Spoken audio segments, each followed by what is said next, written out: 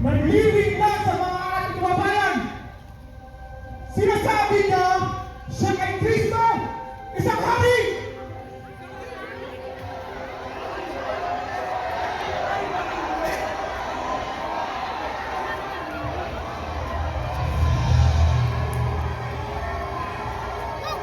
Ikaw ba tawag nilang hari? Budyo?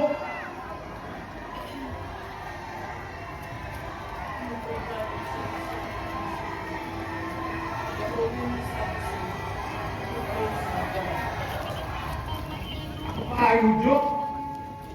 Ang mga kababayan mo at ang mga puno sa sardot ang ginawa mo sa kabang hari?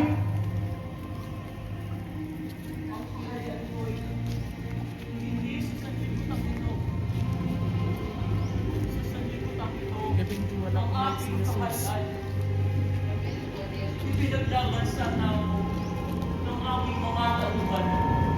Ngunit hindi sa sanib ang aking buhay. Kung gayon, sa hari,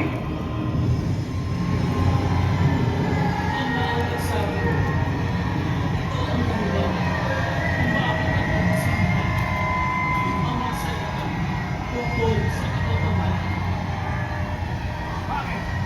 ano ba ang katotohanan?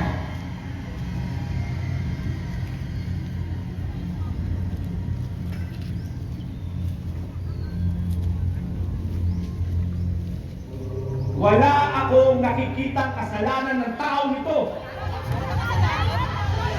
Kayo paman, mga kaugalian kayo na pinalalaya ko ang isang pinagbo sa araw ng Pasko. Wala daw kasalanan.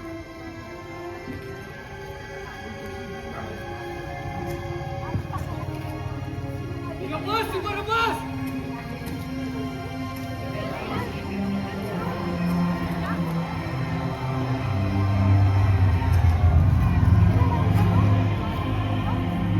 Sino ang gusto nyo palayain? Palayain si Barabas. Si Jesus, ang hari ng mga Hudyo, o si Barabas? Palayain si Barabas! Palayain si Barabas!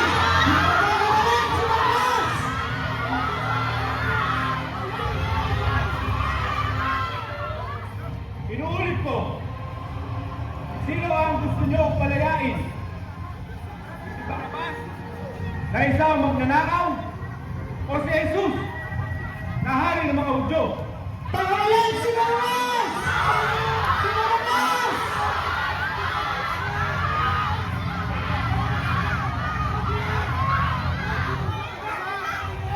Sa ulit na pagkakataon, sino ang gusto nyo palayain?